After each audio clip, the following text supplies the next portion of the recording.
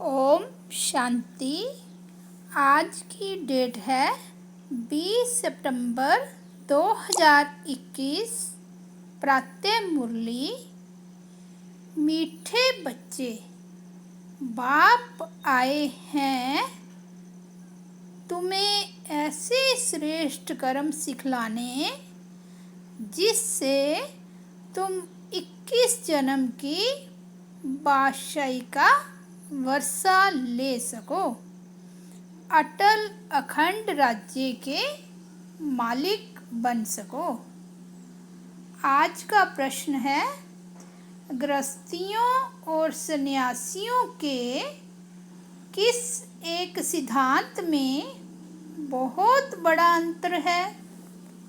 उत्तर है, गृहस्थियों का सिद्धांत है कि भगवान जरूर किसी न किसी रूप में आएगा, और सन्यासियों का सिद्धांत है कि बाप को याद करते करते ब्रह्म में लीन हो जाएंगे। अब बाप समझाते हैं, ब्रह्म में कोई लीन नहीं होता, आत्मा अमर है, वह लीन कैसे होगी? भगवान यदि आएगा तो जरूर टीचर बनकर शिक्षा देगा, प्रेरणा से तो ज्ञान नहीं देगा ना। गीत है, तुम्हें पाके हमने जहान पा लिया है। ओम शांति। मीठे मीठे रूहानी बच्चों ने यह गीत सुना। रूहानी बच्चे ही कहते हैं कि बाबा, बच्चे जानते हैं यह बेहद का बाप बेहद का सुख देने वाला है, अर्थात वह सभी का बाप है। उनको सभी बेहद के बच्चे आत्माएं याद करते हैं, किसी न किसी प्रकार से याद करते हैं, परंतु उनको पता नहीं है कि हमको उस परम पिता परमात्मा से कोई बादशाही लेनी है। तुम जानते हो, हमको जो बाप सतयुगी विश्व की बादशाही देते हैं वह अटल अखंड अडोल है। वह हमारी बादशाही 21 जन्म कायम रहती है। सारे विश्व पर हमारी रजाई रहती है, जिसको कोई छीन नहीं सकता, लूट नहीं सकता है। हमारी रजाई है अडोल, क्योंकि वहाँ एक ही धर्म होता है, द्वैत है नहीं, वह है अद्वैत राज्य। बच्चे जब गीत सुनते हैं तो अपनी रजाई का नशा बुद्धि में आना चाहिए। ऐसे ऐसे गीत घर में रहने चाहिए जिससे बाप और वर्षे की झट याद आती है। बाप के याद की मस्ती के गीत होने चाहिए। तुम्हारा सब है गुप्त। बड़े आदमियों के तो बहुत ठाठ होते हैं, तुमको कोई ठाठ नहीं है। तुम देखते हो जिसमें बाबा ने प्रवेश किया है उसमें भी कोई ठाठ की बात नहीं है, कपड़े आदि सब वही हैं। तुम बुद्धि से समझते हो कि बाबा ने इसमें प्रवेश किया है हमको राज्य भाग्य देने। यह भी बच्चे जानते हैं कि सारी सृष्टि में इस समय जो भी मनुष्य मात्र हैं, सब देह अभिमान में आकर अनराइटियस काम करते हैं, इसलिए बेसमझ कहा जाता है। सबकी बुद्धि को ताला लगा हुआ है। तुम कितने समझदार विश्व के मालिक थे। अभी माया ने बिल्कुल बेसमझ बना दिया है, जो कोई काम के नहीं रहे हैं। बाप के पास जाने के लिए यज्ञ तप बहुत करते हैं, परंतु मिलता कुछ नहीं। ऐसे ही धक्के खाते रहते हैं। परमात्मा को कोई भी जानते नहीं, सर्वव्यापी कह देते हैं। यह भी कितना रोंग हो जाता। पिता अक्षर बुद्धि में नहीं आता है, करके कोई कहते भी हैं, वह भी कहने मात्र। अगर परम पिता समझे तो बुद्धि एकदम चमक उठे। बाप स्वर्ग का वर्षा देते हैं, वह है हेवनली गॉड फादर। फिर हम कलयुगी नरक में क्यों पड़े हैं? अब हम मुक्ति, जीवन मुक्ति कैसे ले सकते हैं? ये किसकी बुद्धि में नहीं आता है। अभी तुमको समझ मिली है। बाबा ने हमको यह स्मृति दिलाई है, जब नई दुनिया, नया भारत था तो हमारा राज्य था। एक ही मत, एक ही भाषा, एक ही महाराजा महारानी थे। सतयुग में महाराजा महारानी, त्रेता में राजा रानी कहा जाता है। फिर द्वापर में वाम मार्ग शुरू होता है। फिर हर एक के कर्मों पर मदार है। कर्मों अनुसार एक शरीर छोड़ दूसरा लेते हैं। अभी बाप कहते हैं, मैं तुमको ऐसे कर्म सिखलाता हूँ जो 21 जन्म बादशाह ही पाते रहेंगे। भल वहाँ भी हद का बाप मिलता है, परंतु वहाँ ये ज्ञान नहीं रहता है। यह रजाई का वर्षा बेहद के बाप का दिया हुआ है।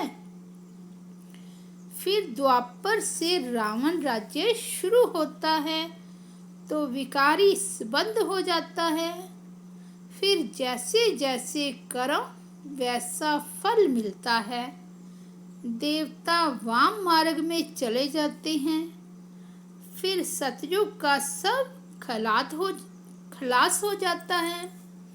फिर कर्मों अनुसार जन्म लेते हैं। भारत में पूज्य रजाएं थे तो पुजारी रजाएं भी थे। सतयुग में राजा रानी और प्रजा सब पूज्य होते हैं। फिर जब द्वापर में भक्ति शुरू होती है तो यथा राजा रानी तथा प्रजा पुजारी बन जाते हैं। बड़े राजा जो सूर्यवंशी थे वही पुजारी बन जाते हैं। फिर वैश्यवंशी बन जाते हैं।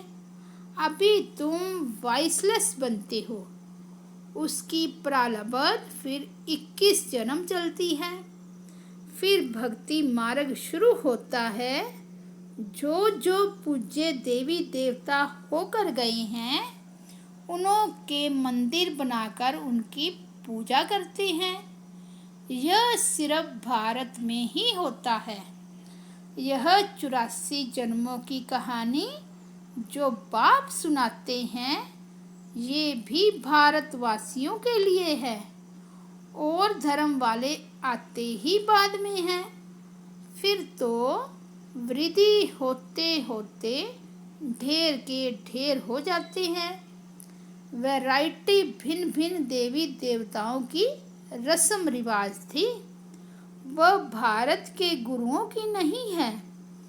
आधा कल्प बाद रावण राज्य शुरू होने से सारी रस्म रिवाज ही बदल जाती है। फिर पूज्य से पुजारी बन जाते हैं।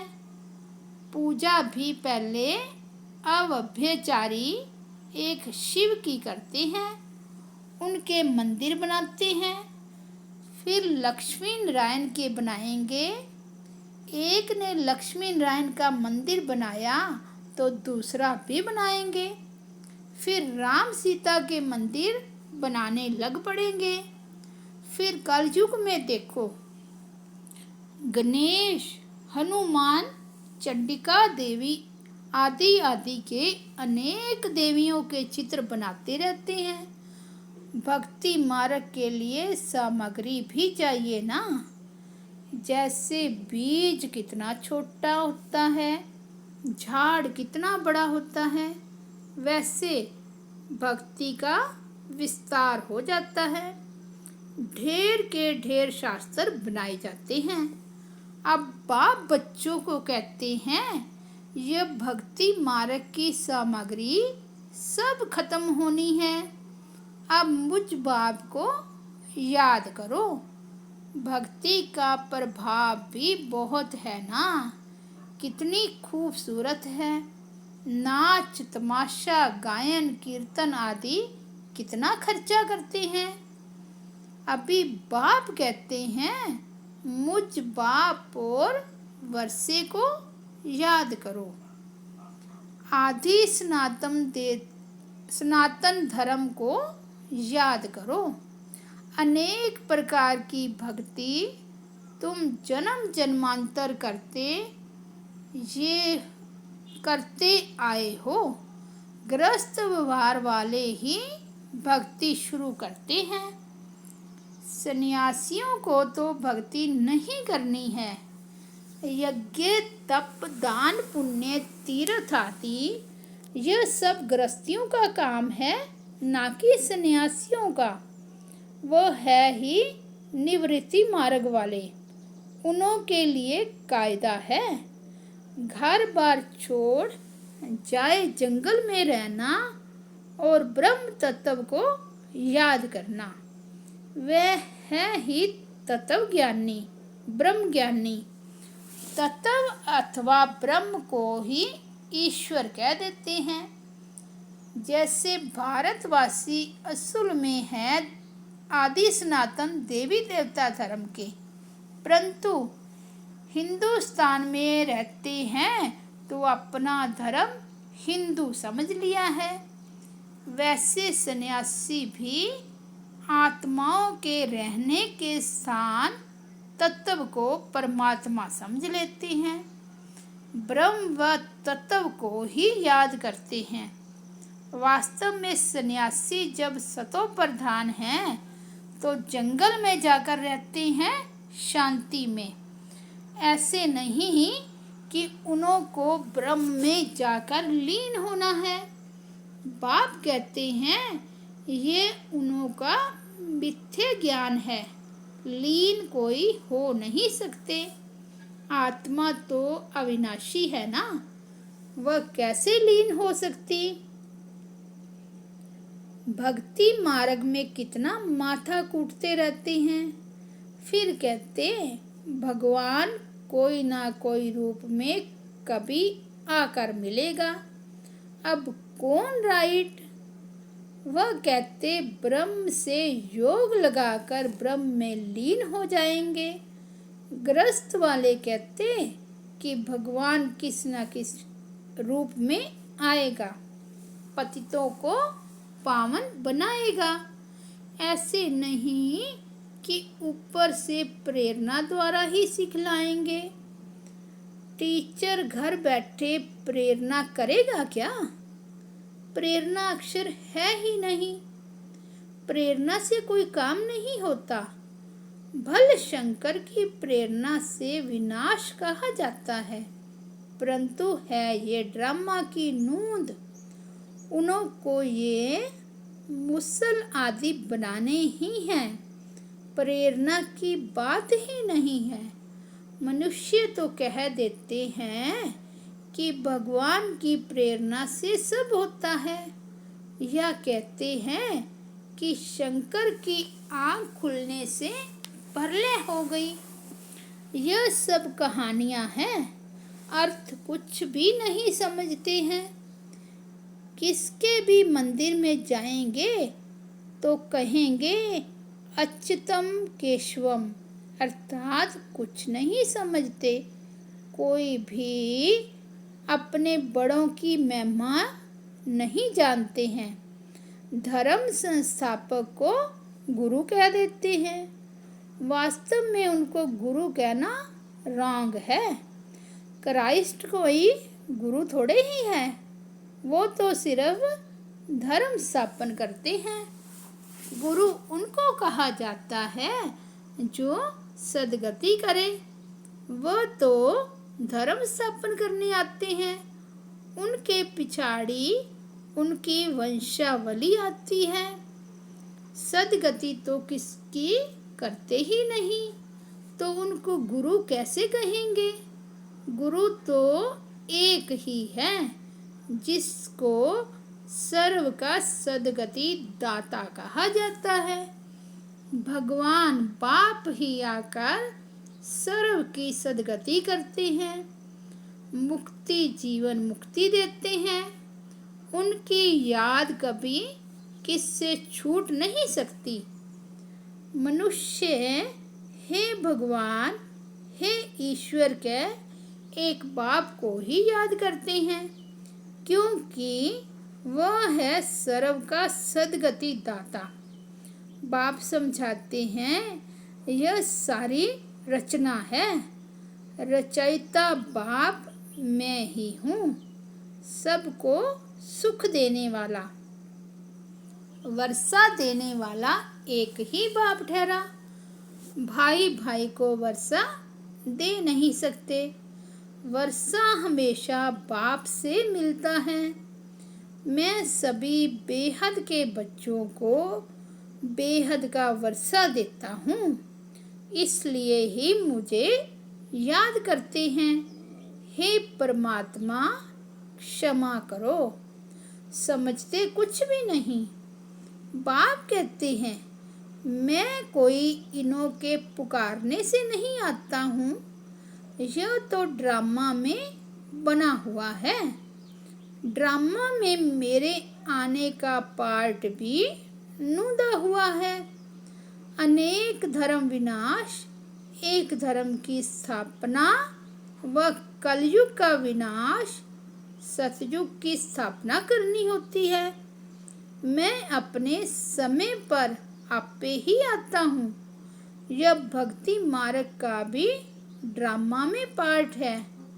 अब जब भक्ति मार्ग का पार्ट पूरा होता है तब आया हुआ हूँ। कल पहले भी बाबा आप ब्रह्मा तन में आए थे। यह ज्ञान अभी तुमको मिलता है, फिर कभी नहीं मिलेगा। यह है ज्ञान, वह है भक्ति। ज्ञान की प्रलब्ध है चढ़ती कला। कहा जाता है सेकंड में जीवन मुक्ति। जनक को सेकंड में जीवन मुक्ति मिली थी ना, लेकिन क्या एक जनक ने ही जीवन मुक्ति पाई। जीवन मुक्ति तो सब पाते हैं ना, सारी विश्व पाती है। सद्गति व जीवन मुक्ति एक ही अक्षर है। जीवन मुक्ति अर्थात जीवन को मुक्त करते हैं इस रावण राज्य से। बाबा जानते हैं बच्चों की कितनी दुर्गति हो गई है, बिल्कुल दुखी हो गई हैं। उन्हों की फिर सद्गति होनी है।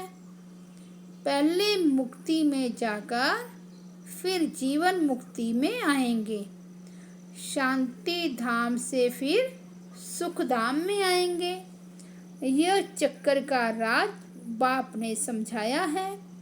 बाप कहते हैं इस समय सारे सृष्टि का झाड़ जड़ जड़ी भूत तमो प्रधान हो गया है, इसलिए कोई भी अपने को आदि सनातन देवी देवता धर्म का समझते नहीं है।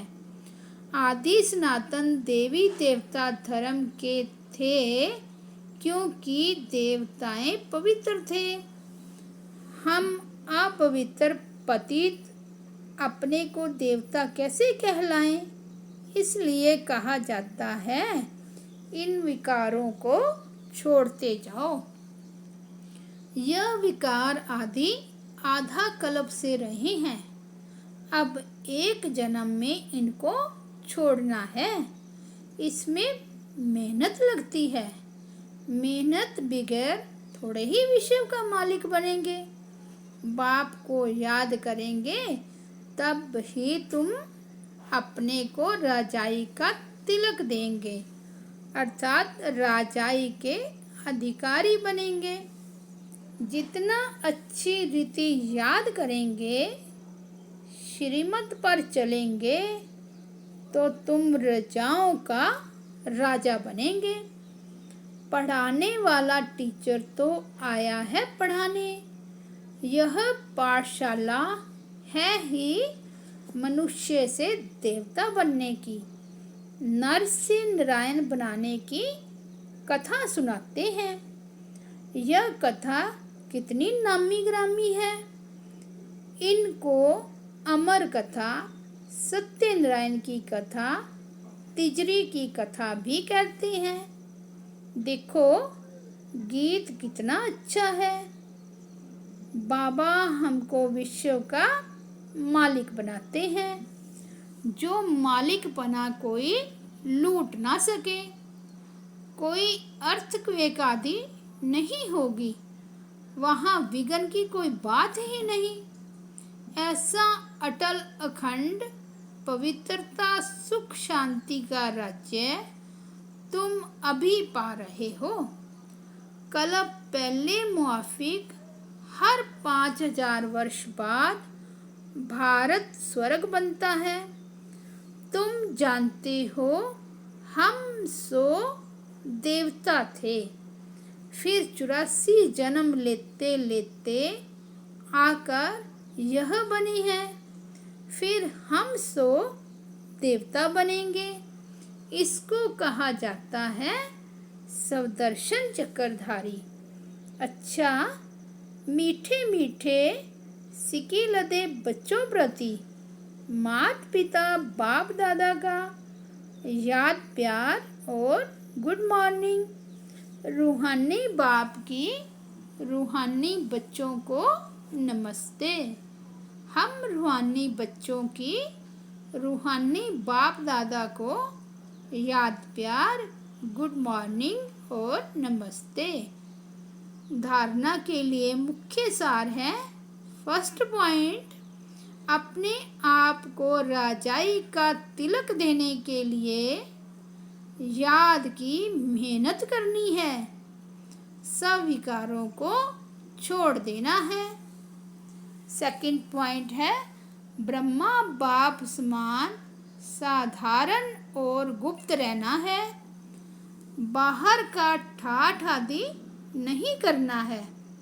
अपने भविष्य रजाई के नशे में रहना है। आज का ब्लेसिंग्स, नॉलेजफुल, पावरफुल और लवफुल स्वरूप द्वारा हर कर्म में सिद्धि प्राप्त करने वाले सिद्धि स्वरूप भव।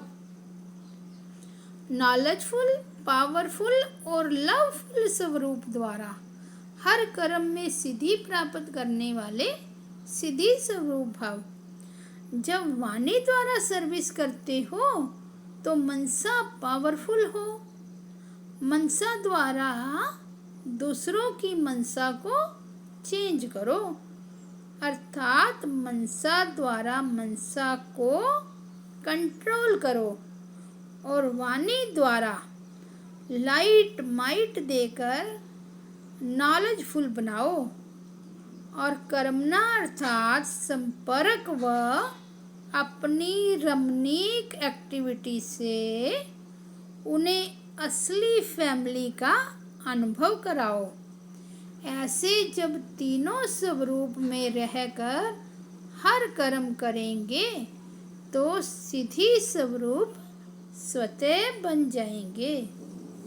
स्लोगन, अपने पास शुद्ध संकल्पों की शक्ति जमा करो तो यह शक्ति सेफ्टी का साधन बन जाएगी।